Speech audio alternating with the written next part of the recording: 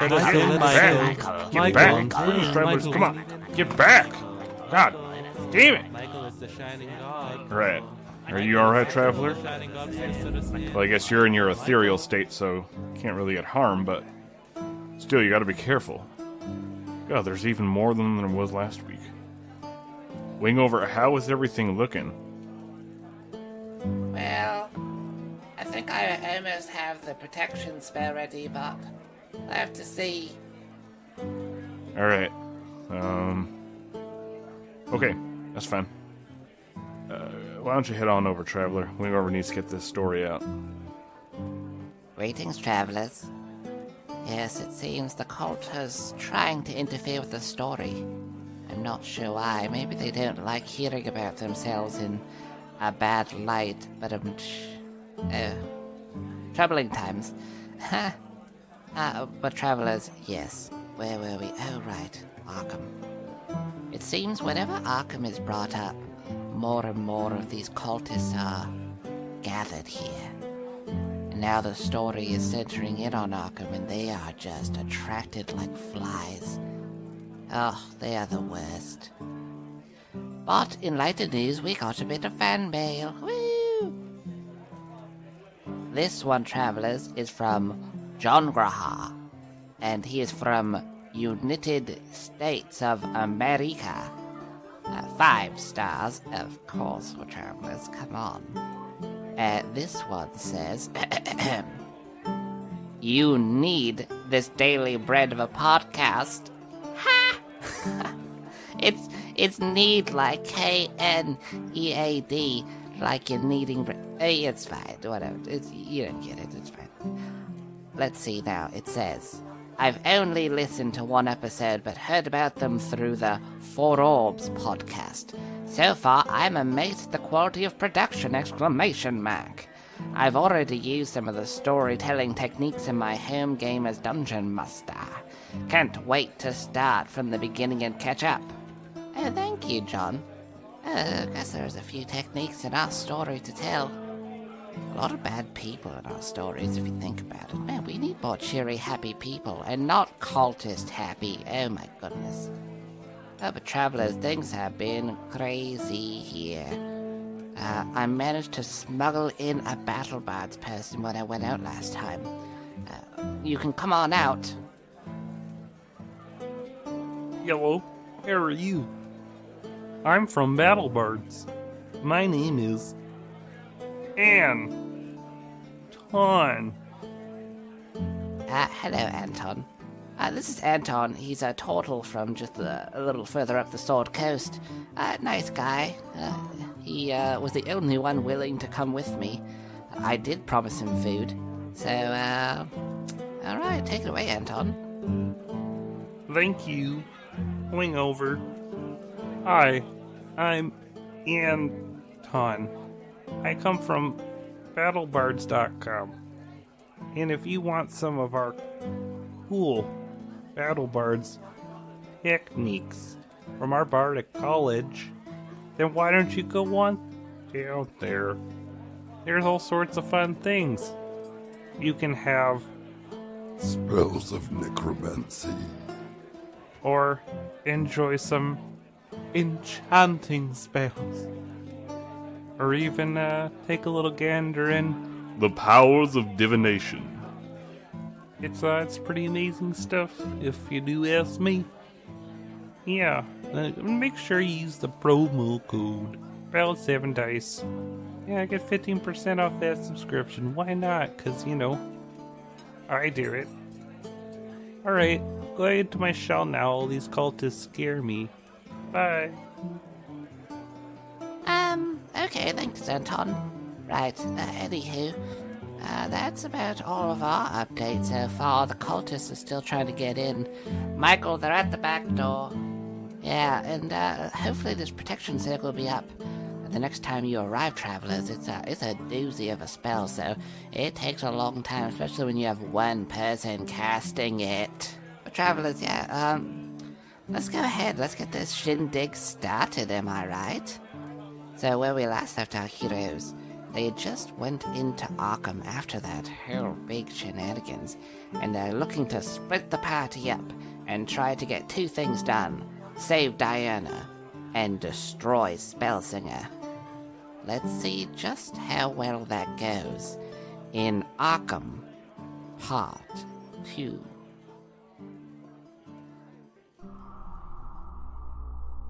Hey, I'm Brent, and I'm playing Kelsar, the Tiefling Paladin. and chosen of Yetifa. Hi, I'm Humberto, and I'm playing Bordon, Dwarven Cleric and Chosen of Time. I'm Evan, and I'm playing Ronnie, the half-elf bard and chosen of chaos. Hey, I'm Robert, and I'm playing MZ, the Githyanki Ranger and Chosen of Blood.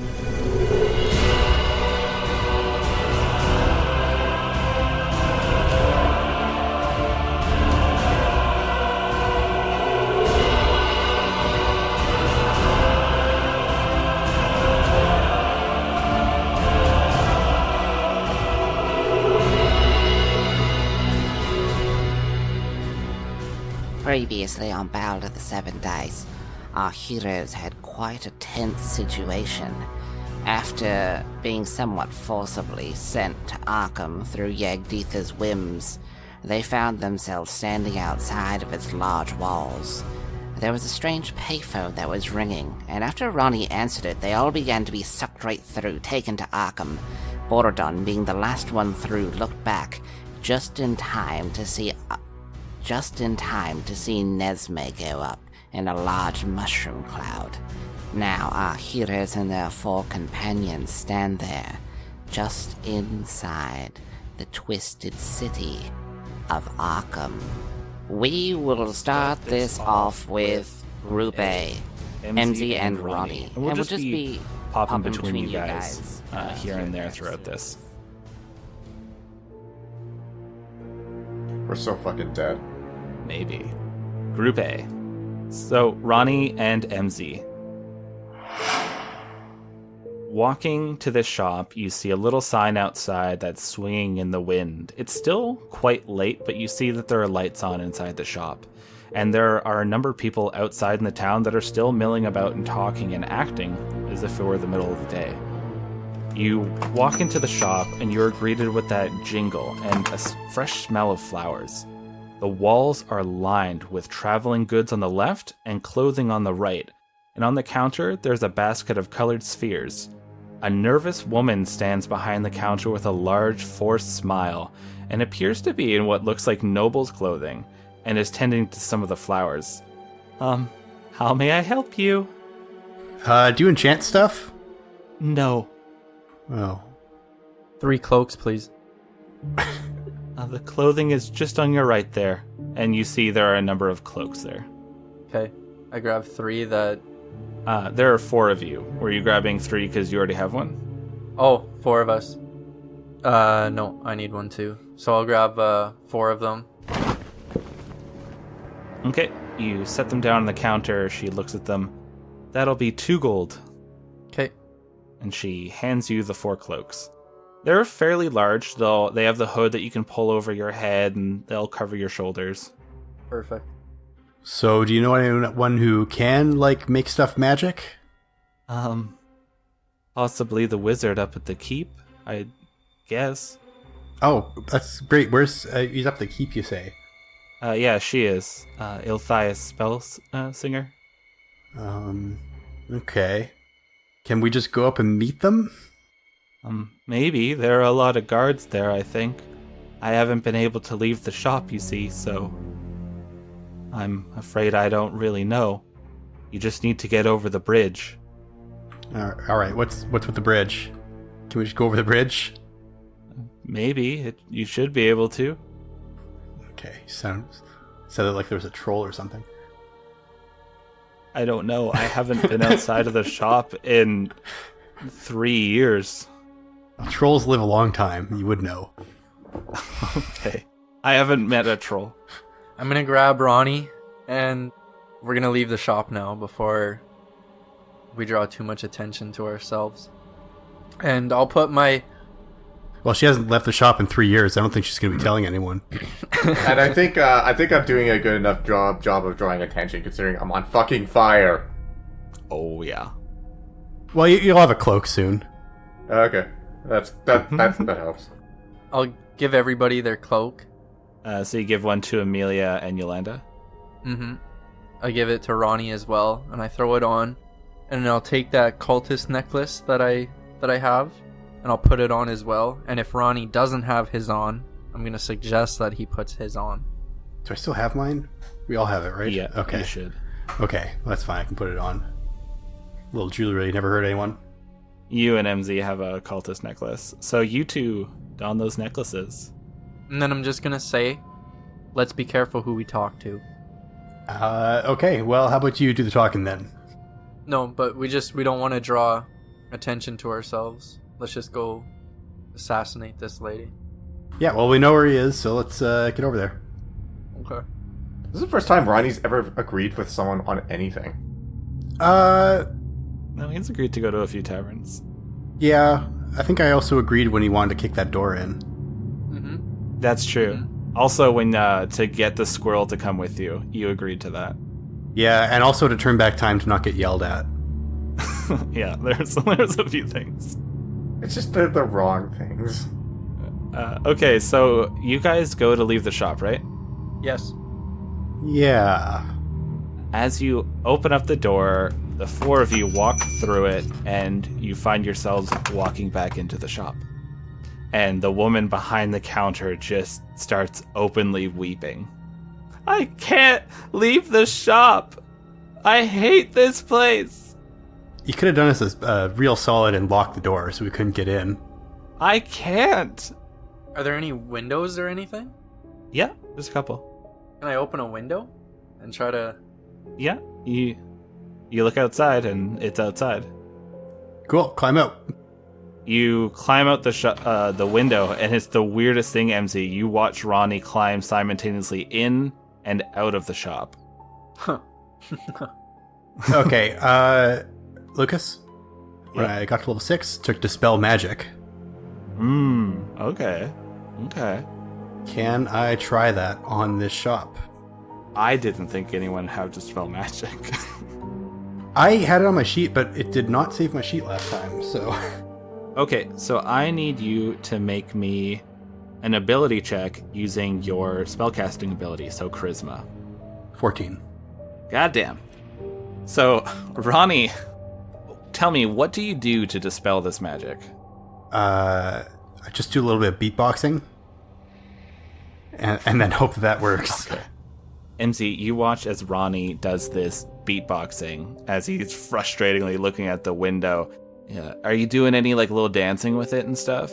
Like that 90s rap music video dance? No, I really gotta concentrate. Okay.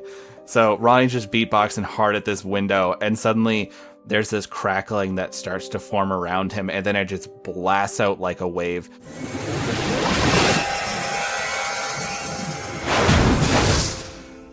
And suddenly there's this strange feeling in this room.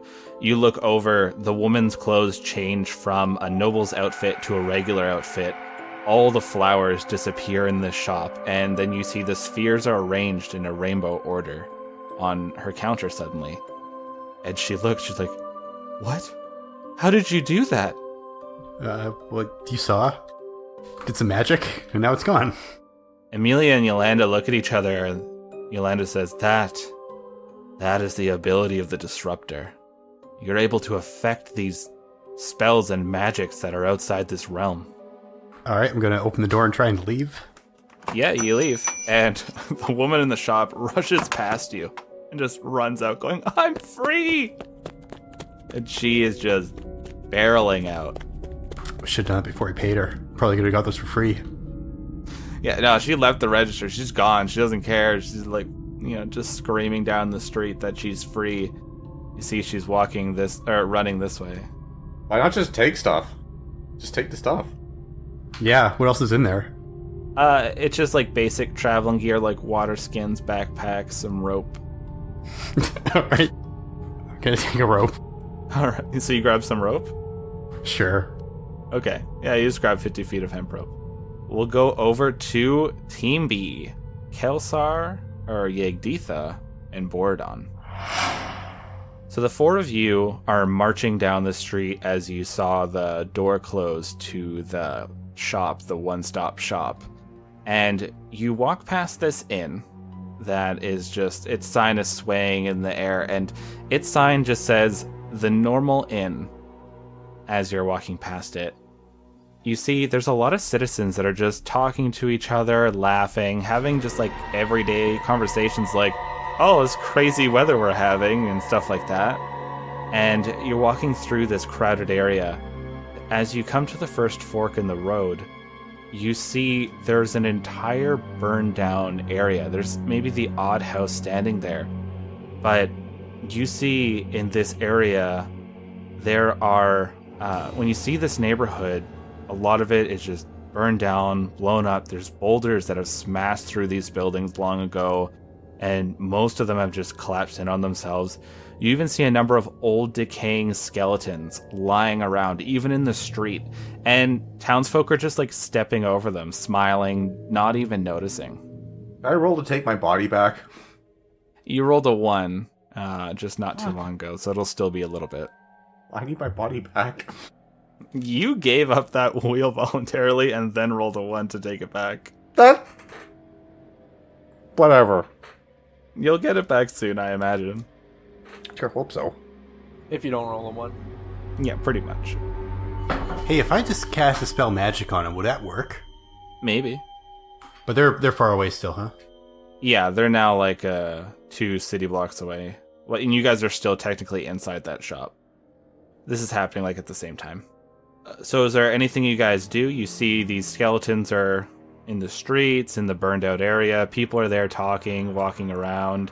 The street goes a lot further down and forks off into 3 other parts later on. Yegditha can sense energy, right?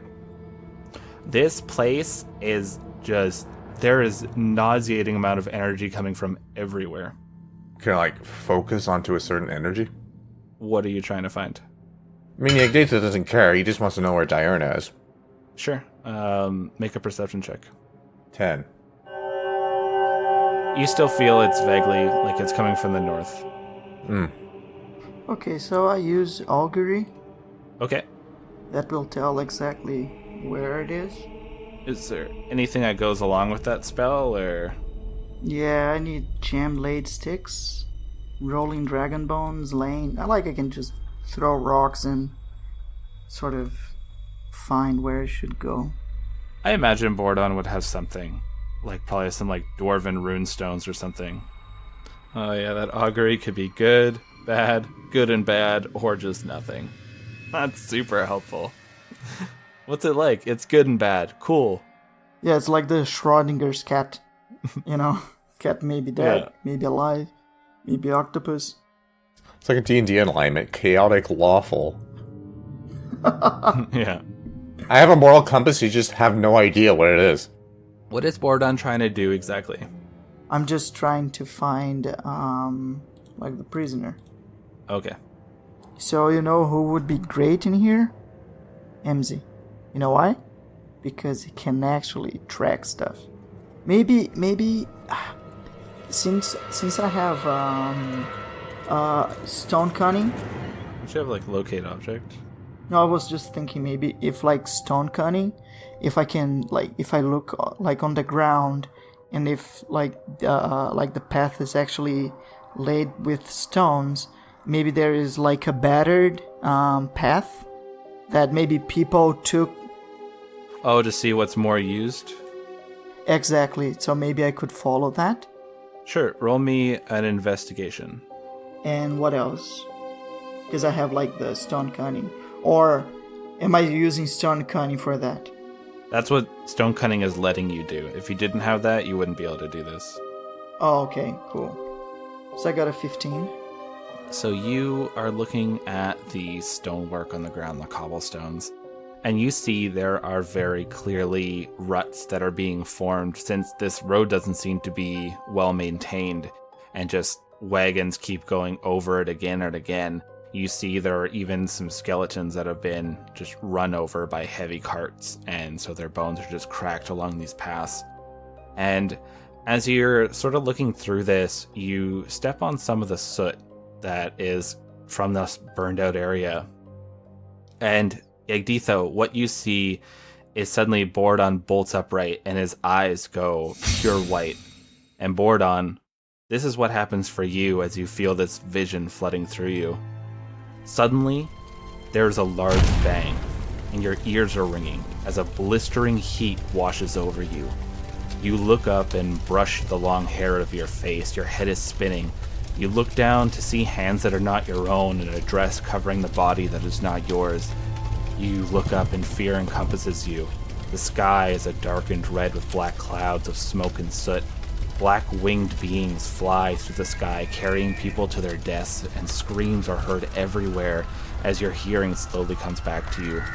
You hear a bellowing roar and look to the source of it, and a being that could only come out of your dreams is standing there. Over 100 feet tall, this green-skinned, winged bipedal beast walks through the city, swatting at Arkham's battlements as if they were nothing but annoying toys in its way.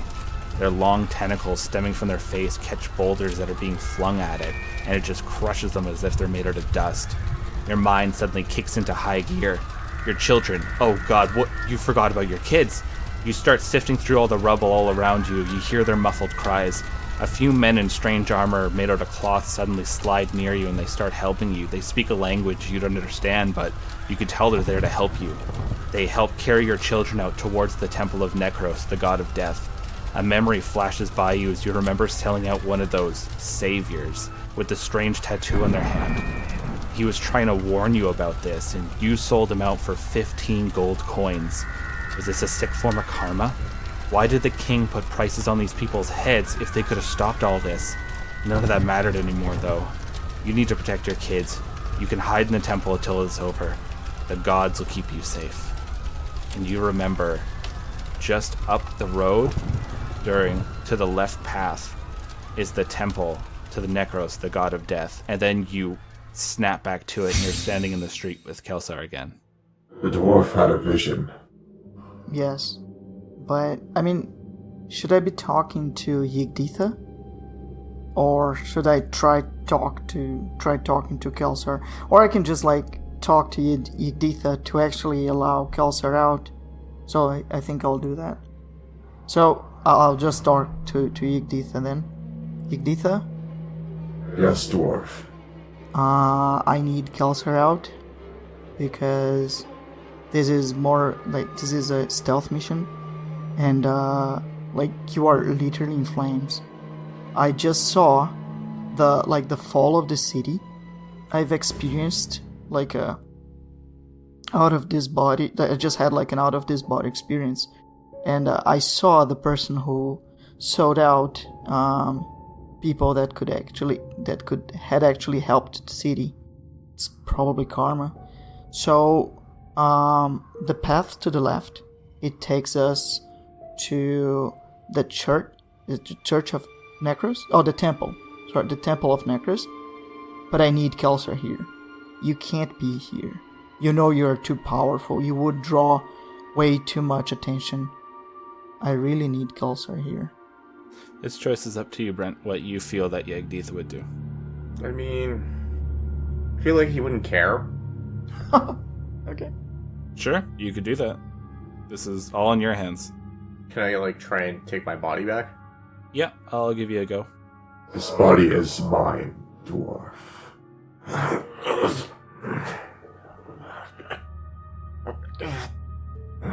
Stop fighting me. I rolled a 12. So you feel yourself getting closer and closer to the front. You're not there yet, but you feel if you just push it again soon, you'll be able to get there. So be it, boy. So, let me be a little bit more clear with you. I'm not leaving this place without Kelsar. You dare disobey me, dwarf. You understand that you are a god. You know that you will draw way too much attention. Just let him out. I could destroy the city by myself. Yes, again. What could, like, having the city destroyed actually had? The city was destroyed, and you're seeing. Mordon, help me! Help me, please! Stop it! You are a good god. I don't understand why you're still fighting to let Kelsar out. I really can't. I do what I have to do for the good of existence. So do I. I can't understand why don't you trust him? You are going to destroy him anyway. So what's the point? He's young and naive. He doesn't understand what's at stake. I am the only one that can guide this vessel to victory. So why are you not just taking his body forever then? I mean, I don't understand. He seems pretty powerful, like at least powerful enough to keep you in check, right? He must have he must have some value to you. I don't understand. Why can't you just work with him? Wouldn't it be a lot better if you two work together instead of you two fighting each other? Wouldn't it be easier? Since you're a god, can't you do that? Like talking to him? Be two in just one body?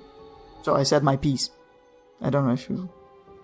While you guys are there, we quickly switch back to Team A, MZ and Ronnie. You guys are just walking into the street. You hear in the distance this woman shouting that she's free, she's free. And you guys look down the left side of the street, and you could see just in the distance there looks to be a park. And then a little bit past that, maybe a marketplace. Okay, hoods up and everything. Well, I mean, we're looking for a big tower, aren't we? So... Yeah. there can't be that many of them out in the distance. You can't quite see things from where you're at just because the houses are blocking it. I'm going to suggest that we move at a fast pace and start going down this path. So just follow the road? Yeah. So you guys are just going to go down the road? Yep. Sure. So you guys start going down the road, and you're just passing by this park. On the left side, you see there are quite a few houses, and just a little bit further out, you see that there is a temple, and it looks a bit dilapidated. It looks like the domed ceiling on it has a lot of vines growing over it. There's some large columns that are holding it up, and it's standing by itself. And as you're walking by this forest, you guys hear in your heads, "Wow, you look so amazing. Oh my god, you're such a beautiful person." And when you hear in your head, Ronnie, "Oh my god, I'd love your necklace. You're such a fashionable person. Everyone must love you." Damn, my inner monologue is getting real loud. Hey, you feel that these voices are coming from the woods, like the small park that's just to the right of you. "Why don't you come into the park? Come relax." I'm going to tap Ronnie on the shoulder and cast protection from evil and good. So Ronnie, you're hearing these voices and they're going "You're so beautiful. Oh my, are you famous? You must be a celeb." And then it just cuts out midway as you feel this energy wash over you when MZ taps you on the shoulder.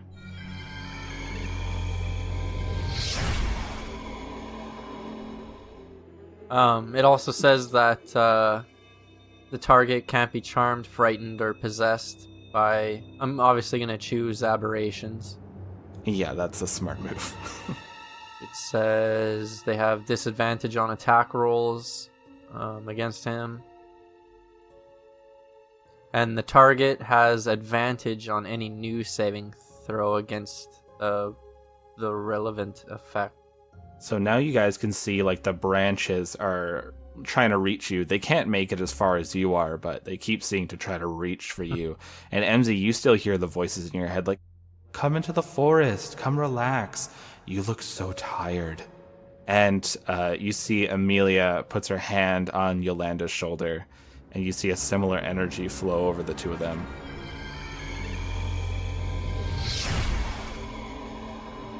And she looks at you, MZ. "We should keep going."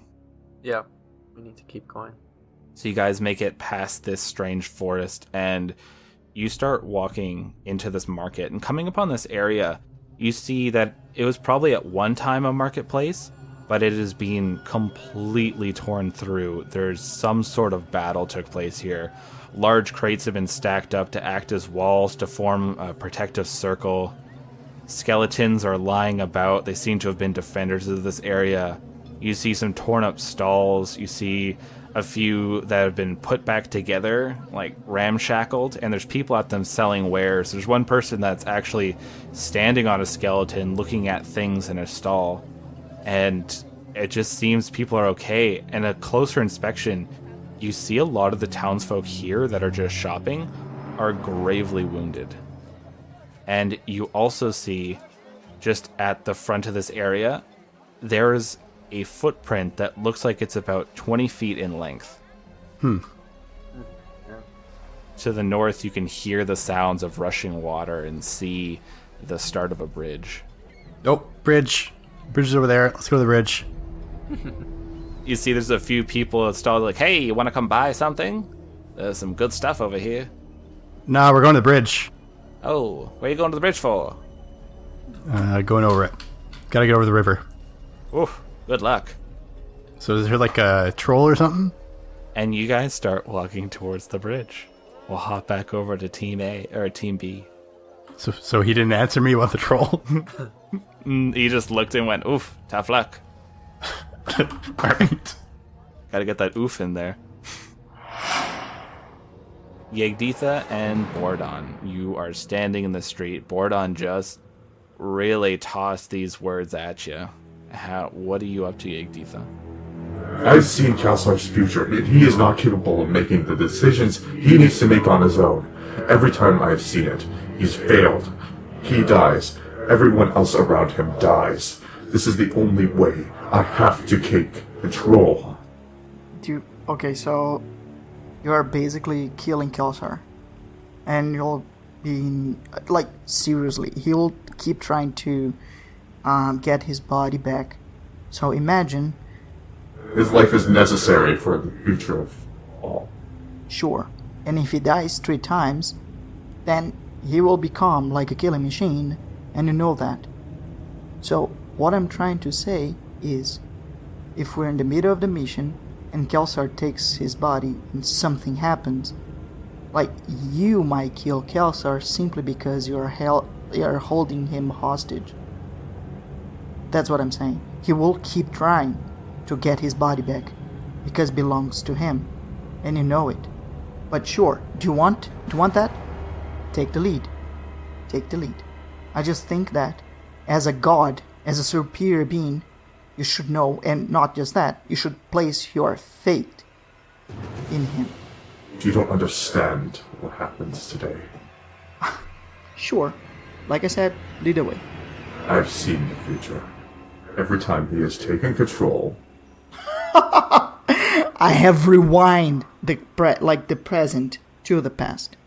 It doesn't matter if I've seen the future. Out of my way, dwarf. Okay, so what do you guys do while you're standing there in the street? Dan and Chenille are looking pretty nervous.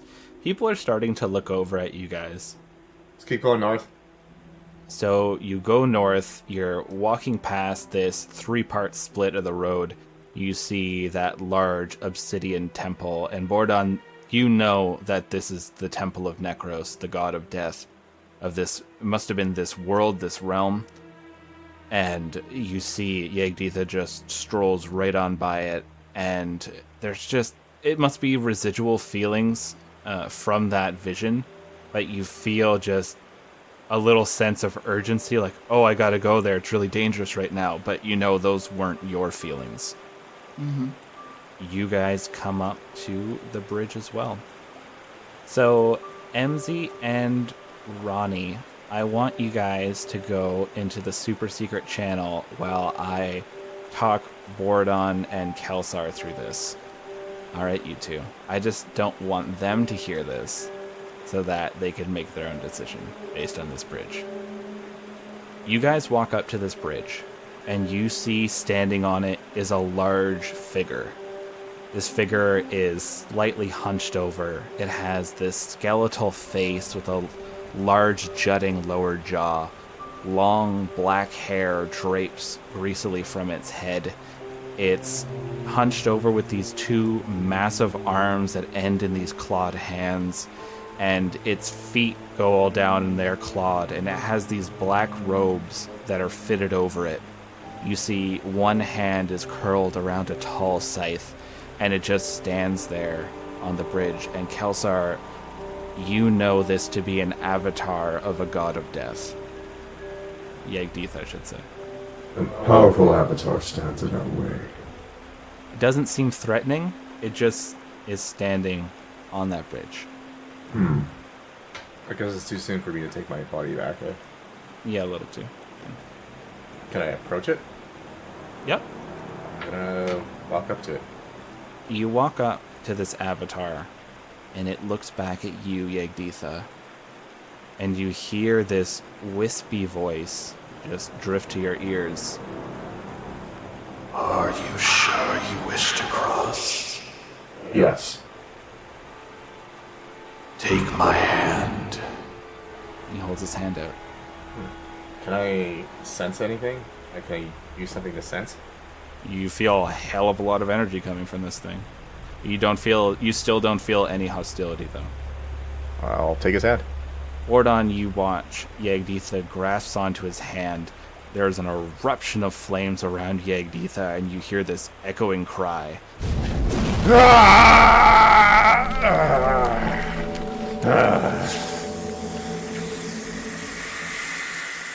And Kelsar collapses to the ground, and he lays still. I'm dead? And now there's just this avatar standing there with Kelsar's body. And he turns towards the three of you. And Dan goes, What the fuck? And he draws his sword, and Chenille has her hands gripped around her mace. What the hell just happened? He was probably taken to another plane. If he was dead, the parasite would have taken his body already. He would be enveloped in a cocoon, and he would be resurrected in about a minute, which clearly he's not. So rest assured that he's not dead. Oh. So, yeah. You just took his hand. Well, it's clearly a powerful being, right? So I don't think, it would be strong enough to kill Yegditha with just one touch. Either Yegditha or Kelsar.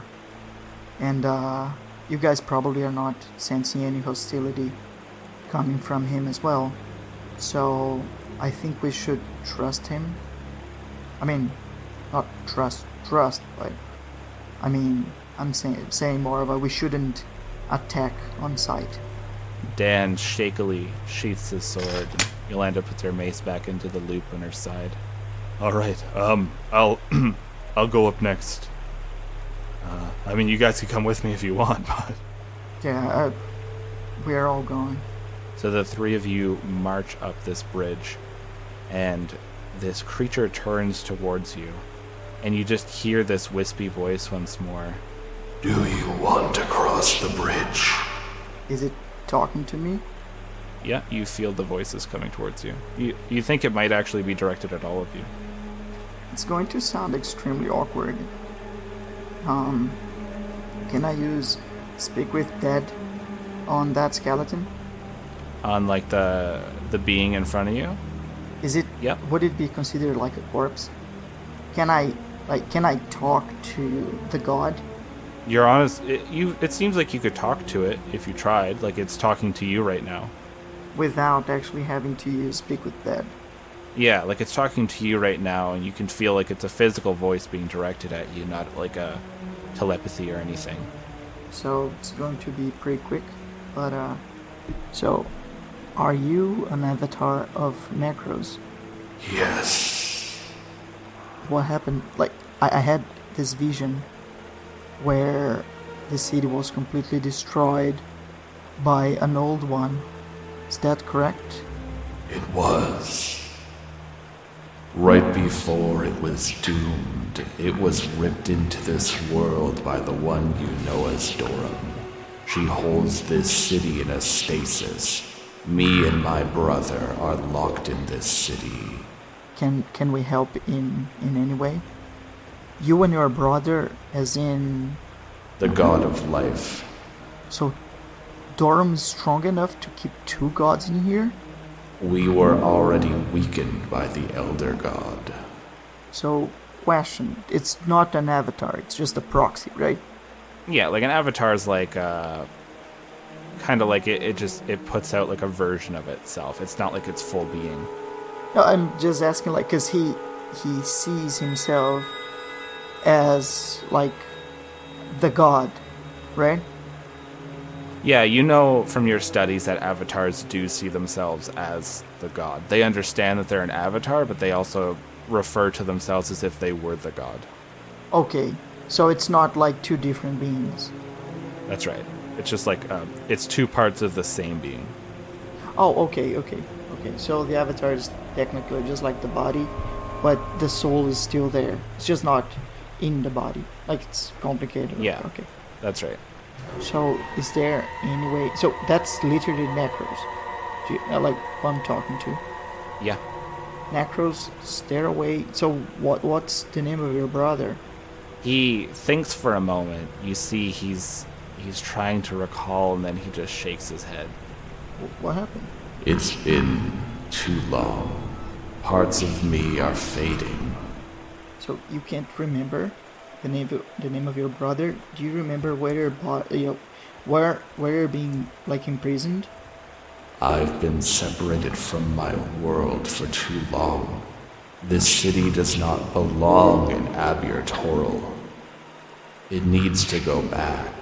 I can do that. Like, go back in time? Or go back into its own dimension? The wizard must be slain, and Arkham shall return. Is there a way for you to help us, because... I am bound to this bridge. Is there, like, a piece of information that could be helpful for us? He sits and thinks for a moment. The wizard is not alone. Okay. There are many, and there are many in the Colosseum, where once great battles were fought in my name. Be careful when you search for the wolf woman. Okay. You see the armor fade away from Kelsar's body, which is now naked on this bridge, and you see another form of Kelsar being formed on the other side of the bridge. Kelsar, you're back in control of your body, and you're standing there. You have one level of exhaustion for having Yagditha take control for so long. You are so tired. And Bordon, you see him. He's just across the river. You see Necros grabs the naked body of Kelsar and just tosses it into this blackish green water. And then you see the water actually flows into a portal at the end, and you look down the far river, and there's another portal where the water's coming from. Oh, God, that was... It is time for you to cross the bridge. So I can't help you, aside from slaying the wizard. That is correct. Okay. You will not need to die once you've done so before, and it will not affect your mark. Well, so I'm ready. He holds out his hand towards you. And I take his hand. So you take his hand, and Dan and Chenille do as well.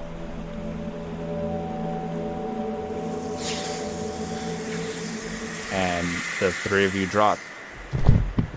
And Kelsar, it takes maybe a minute, but then Bordon materializes beside you, same with Dan and Chenille. Their bodies get tossed into the water. What the hell is... What the fuck is going on? Where am I? Where's Ronnie? Where? Bordon! Bordon! I run up to him. Bordon, what? Like, just like clawing, like, I'm just like latching onto him. Bordon, what happened? Oh God, that is awful. Okay, oh, so... Oh God. I'm so glad you're here, buddy. Yeah, I'm glad that you're back. I'm so sorry. I'm so sorry. It's okay. I'm so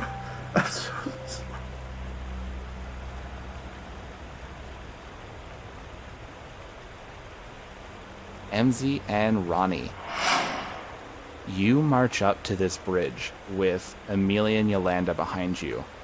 You see that there's a portal off to the far right where this blackish green water flows out, and far down you see it's flowing into another portal. Standing on the bridge is a large, hunched over figure with a skeletal face and long, greasy black hair coming down, wearing black robes. It has these two massive arms that end in claws, and its feet end in large claws, and one hand is gripped around a scythe. And it stands on this bridge. There's no hostility coming from it, but it just looks towards you. Looks pretty hostile. I don't think that's a troll. I make sure my cultist symbol is showing. Alright. Yep. The being is just standing there on the bridge. Hello? It looks at you. Can we get across? It waves you over. Nope. Looks like we can get across. Okay. So you guys walk on up, and this being is blocking the bridge, and you hear this wispy voice come from it. Do you want to cross the bridge? Yes. Take my hand.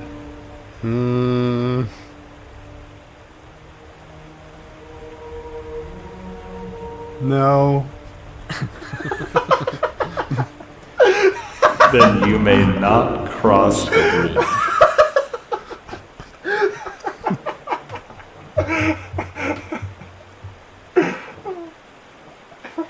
I fucking hate and love Ronnie at the same time. It's amazing. I'll take its hand. So MZ, you grab onto this thing's hand, and everything goes black. And you see MZ just collapses onto the ground, not breathing. Oh, shit. Oh, shit. And then the being looks to the other three, and Amelia and Yolanda immediately back up a few paces. And it asks, do you want to cross the bridge? So how fast is this river flowing? Very fast. So, like, there's no way me or that guy could stand up in it? That's right. Okay, I'm gonna go take a running jump off the bridge and then use warp on that guy. Okay. So, Ronnie, you are so run, dead. and you jump, and you look at this guy, and what do you do to make this warp happen? I yell warp. So you yell warp, and suddenly there's this flash. And you're now standing on the bridge, and you look, and the being is just standing there in the air. And then for a second it flickers, and it's back in front of you on the bridge. Well, that's some DM bullshit. I am bound to the bridge. I am not allowed to leave. I wrote up this guy before you even made your character. Yeah, but it's still a bunch of bullshit that you knew and did specifically for this situation. You watch as MZ's armor slowly starts to dematerialize, and his naked body is just on the ground. And you see another MZ appear on the other side of the bridge. And MZ, you suddenly breathe in again, and you're on the other side of the bridge. You're looking over at Ronnie, a naked you, and Yolanda and Amelia just all staring wide-eyed over at you. Am I naked? Nope, you got all your gear on you. What the fuck? And it takes your naked body and just tosses it into the water. I look at my symbol, like, was I just killed? Nope. Your symbol hasn't moved at all. But I'm me? Yep. Okay. Do you want to cross the bridge? So, you're all good? MC? I put my arms out and I'm like, brains. Oh no. No. Dad, I think he's joking. I don't do that. I just, I'm patting myself and I'm like, yeah, I guess so. Well, I guess I'm grabbing the guy's hand. So Ronnie, you grab his hand, and same thing happens to you. And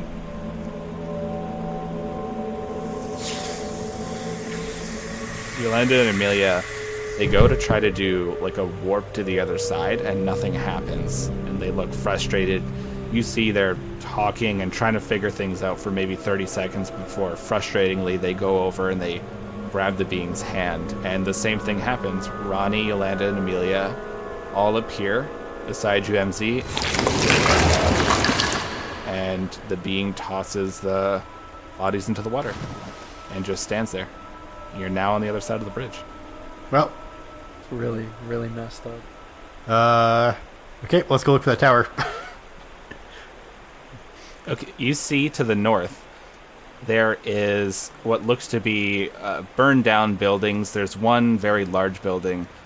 To the right of you, there is a large coliseum that has like this old architecture, and you see farther to the north, there is this hill with this winding road leading up to a keep. So what I do is I tell the group what Necros told me about. Wait, I thought we're back. Are we? We're still split up, Umberto. Yeah, you're a little. Yeah, you guys are on. You see the map? They're there, and you're over Yeah, we're here. on I the mean, asset, I dude. still can use like the stone, right? You're a little lagged behind them at the moment, like timeline-wise. So, yeah, I'll switch over to you guys in just a moment, and then you could relay that stuff to them. Okay. So, MZ, Ronnie, you march up to the keep on the hill. I guess that's probably our best bet for finding this wizard. Yeah. So you guys march up. You see there were some warehouses that were along the left-hand side. The sky is this dark, reddish black, and the clouds continuously swirl overhead. You walk past this burned down area, and you see there's this large noble's mansion. And there is a burned down tree that stands in front of this mansion and a large blood stain near it. And it looks like a blood smear dragged towards the Colosseum. You guys keep marching, or do you investigate the mansion, or what would you like to do? The mansion seems like a trap. Is, like, there anything ahead? You just see the roads just leading up towards this keep on the hill. Oh, yeah. That's probably the best bet. Yeah. Okay. I don't want none of this mansion bullshit. No. Last time there was a mansion, everyone almost died. Yeah. Like twice. Yeah. You start going up this hill. We'll go back to the other guys. Oh God, Bordon, I'm so sorry. I'm so sorry. I all I wanted to do was just teach Ronnie a lesson. But you're right. There's no handling. There's no handling Ronnie. Yes. I'm so stupid. What was I thinking? Oh God. That stone floating around your head looks red hot right now. No problem. It's okay, Kelser. It's okay. It's not just that. It's under high stress. It's such high stress. I can't control it. It's harder for me to control him. I totally understand. It's a power that you don't know how to use it properly. Just like me, how I handle time. I don't even want this power. Me neither. Me neither. Do you know that I got like 20 years older? Just because like I did something wrong with my power? And it wasn't even something big. So we have to be more careful. yes. That's why I use my power so sparsely. Like we need this power like on actual like problematic situations, like dangerous situations. We can't just I don't see Palin. Dan. He's looking at you real concerned. Kelsar, is that you now? You're all good? Yagditha isn't holding on? Did you know I was going to be possessed by Yagditha? We were told that you would be a vessel for Yagditha, but honestly, the way we were told, it was like a legend. It wasn't a fact. I never thought it would be like that. It was disturbing. Dan, every day My life since I've been here has been a goddamn nightmare. The Order is not much better back at home. Those creatures still prowl everywhere there. The few students that are left, Master Typhon, a few of the other older members, are held up in the mess hall. They're waiting, hoping that we complete this mission while they try to hold those creatures off. You know the time difference. We spend time out here, it's barely any time there, but I don't know how long they're gonna last. They used what magic they had left to send me, Chenille, and Diurna here. We're gonna have a talk about this later.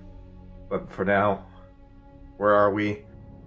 I've gotten bits and pieces of it when I was possessed by Yagditha, but what is our mission exact? I know we're here to rescue Diurna. Correct. And we need to go to Necros temple. Where is that? That's back on the other side of the river. That was that black obsidian temple that you passed by. No, I mean, Kalsar's asking Baradon. So, I thought we just crossed the bridge. We crossed the bridge. Yep, and the temple was back here, but Yagditha didn't want to go to it. Oh, shoot.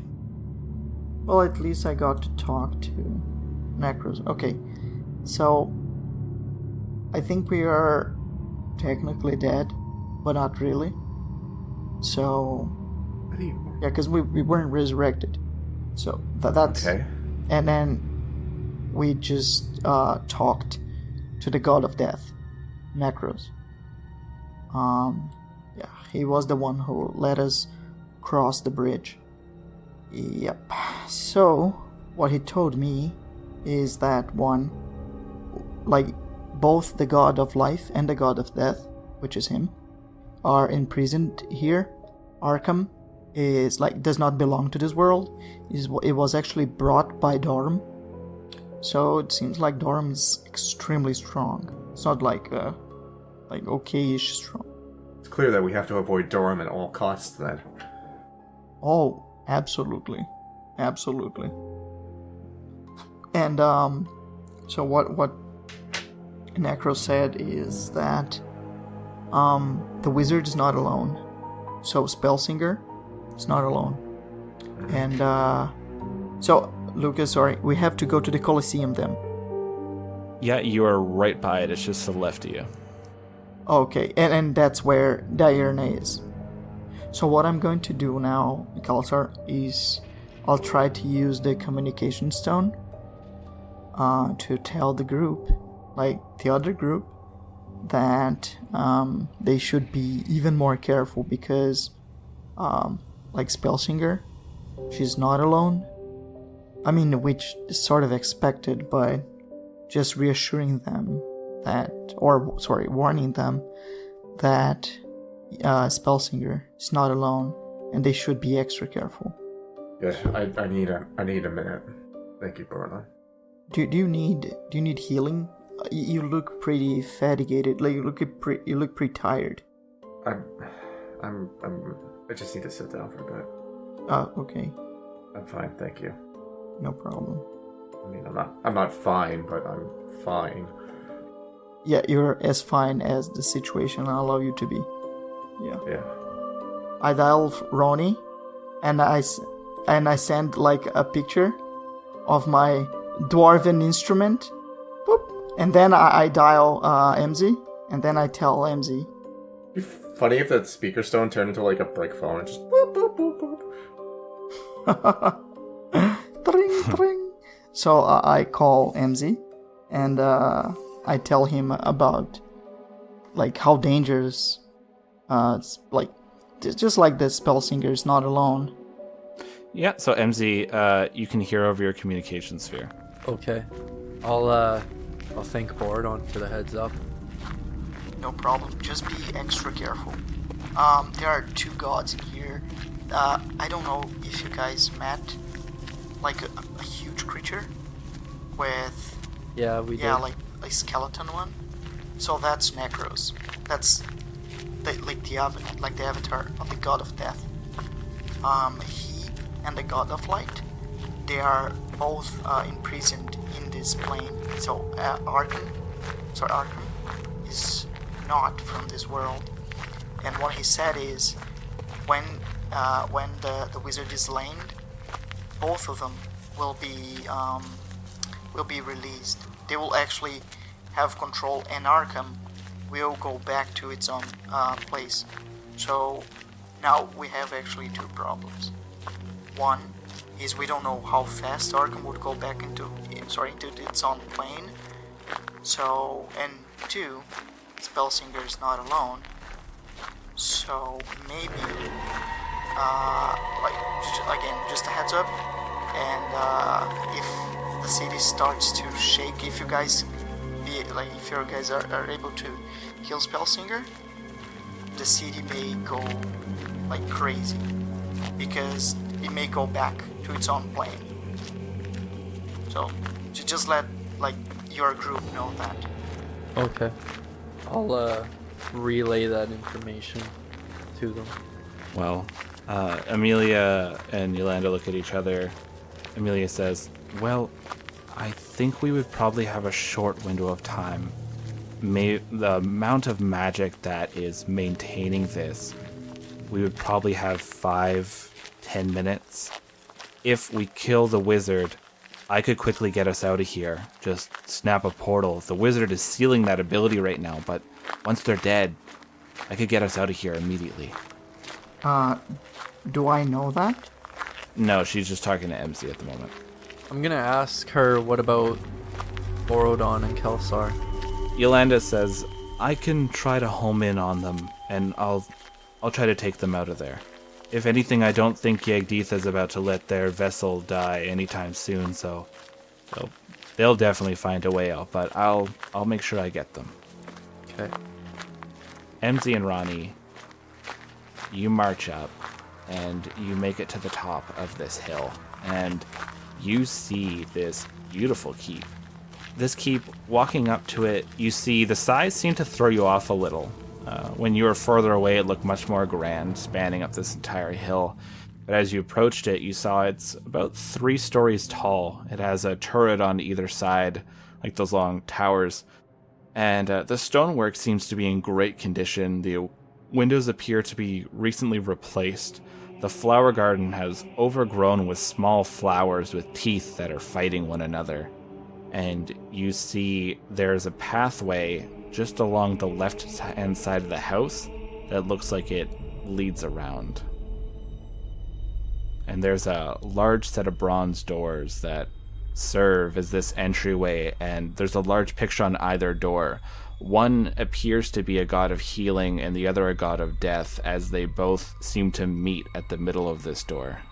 I'm gonna ask Ronnie if he thinks we should go through this door, or if we should look around the house first, or look around this place first for entrance in. I'm going to let you know as well that I have 2 potions of invisibility, and I also have... I have invisibility as like a spell also. Oh, okay. And I got this salve with 10... I have 10 uses of it, but it's that one that makes you really, really skinny. Oh, yeah. I don't know if... The Christmas salve. Yeah. I've been holding on to this stuff. Okay. How long does that last? Not long, probably last a minute. Okay. I don't know how skinny it makes you because I haven't used it yet, but I thought maybe we could get through cracks or just places we normally couldn't get through. I got my hole opening thing. We can just go straight through the wall. Let's look for a door first. Well, you're at a door at the moment. There's a large door at the front. Like a back door or a side door or something. So there's a side path there, if you want. Let's take a look at the side path. Sure. Okay. And we'll go over Bordon and Kelsar. So I imagine you're going up to the Coliseum, right? Probably gonna need to think of a plan. I doubt they'll just let us waltz in there and take Diana back. So we'll say you walked up the road just a little bit, but you can see somewhat the front of the Coliseum. How about the both of you make me perception checks? Oh, 19. I got 23. So you both see this. There are two ghouls that are kind of leaning up against this column that's just outside these massive double doors into the Colosseum. And they're just chatting. They look really bored. And there's also the mansion that's standing amidst so much burned rubble. It looks perfectly intact, okay, and a burned down tree in front of it and a large bloodstain that leads towards those Colosseum double doors. Do you have any ideas, Bordon? I have this, like, non-detection ability. Remember, you two both also have 2 potions each of invisibility that you were given by Albedo. And those 2 ghouls, they look like they are regular ghouls, right? They would attack us. It's not like the god of death. Yeah, they look like the creatures that you fought in that small town, except they're wearing clothes and armor and they have weapons. Okay, so Kelsar, we can either fight them, or we can use 1 potion of invisibility, which I have no idea how long it would last. So it's... Well, let's think about it. Because if we sneak past the ghouls, I mean, we only have 2 potions, right? And that would just leave Paladin Dan and Chenille back. You each have 2 potions. Okay, so we would have to use one of our we would have to all use our potions, and considering how many ghouls we faced, I feel like we could take them down, especially with all 4 of us. So my problem is not fighting those ghouls. It's about drawing attention. Exactly. What if we... Because my concern is, like, we don't know how long the potions last. That's a big problem, and... Bordon can make an Arcana check to figure that out. Actually, Kelsar, you have the ability to cast spells, right? Yeah. Yeah, you can make one as well. Yeah, I got like 16 in Arcana. Oh, okay, so you got it. You know this spell will last an hour. Okay, so I tell... An hour, that actually gives us quite a bit of time. Yeah, like most of these, like invisibility invisibility potions, well, they seem to last up to an hour, as long as we don't attack anything, of course, or be detected by any means, of course. And... But what about Diurne? What are we going to do once we get her out? Because then she won't have a potion of invisibility. So basically, you're thinking that we should lay waste on every creature? I'm not saying that. I'm just trying to think of a way where we can get everyone out without getting killed. No, I agree. I totally agree with your point. Sorry. I'm just trying to figure out how, and it just seems like we clearly don't have enough potions to last the entire time. So, who here would be like the best person to be able to hide? Wait a minute. Dad. Let me ask Dad. Hey Dad, Paladin Dan. What's up?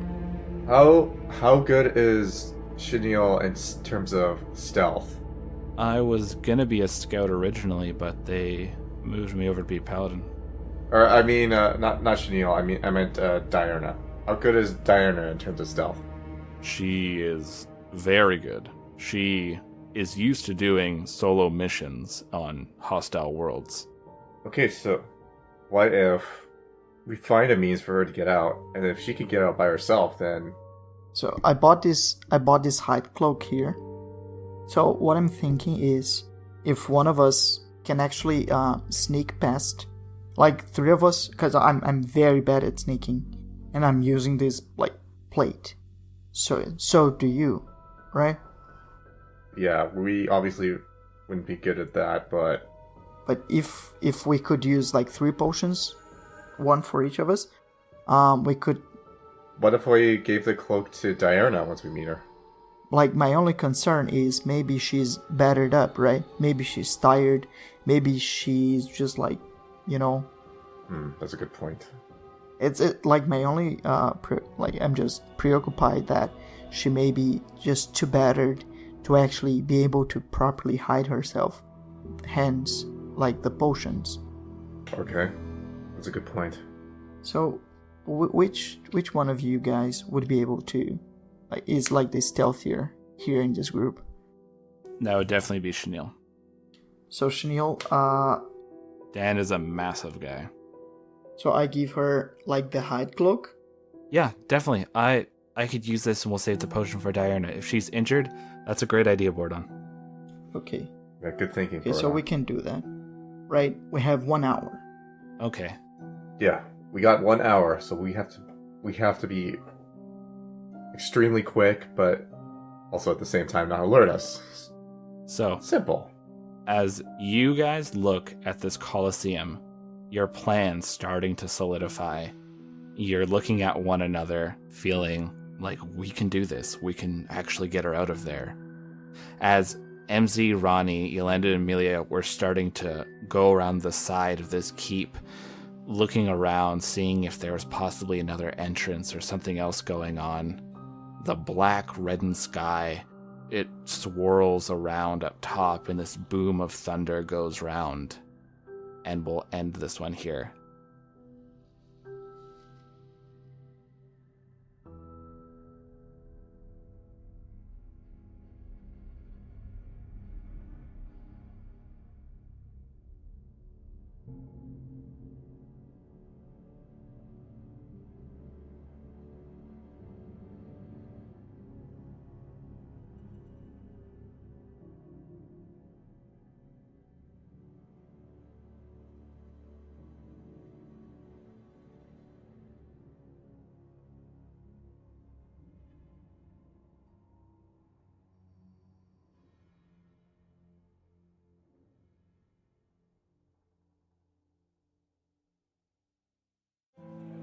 Oh my goodness, what a tale.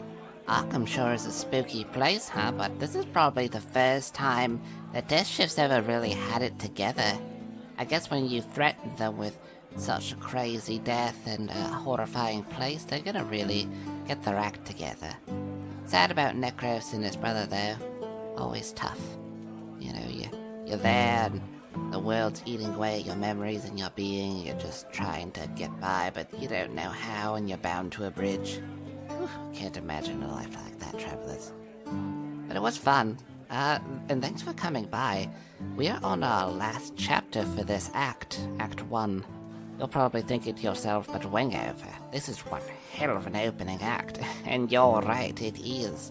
The other acts will be smaller, I can say that much. And what I can also say is, there'll be a total of 4 acts. Ooh, yes. So, I hope you're enjoying the show so far. And remember, if you ever want to give us a bit of support, because it always really helps, hop on that iTunes, hop on the Stitcher, slap them reviews in there, and send us some love. Or just hop on over to Twitter, say hi, we're at Ballad7Dice. I'm usually perusing the Twitters.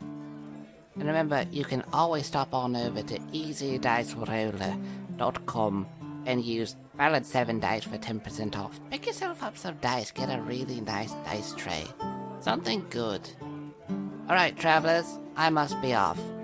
I need to try to get this spell finished, and no one is helping me, of course. Anyways, travelers, I bid you adieu.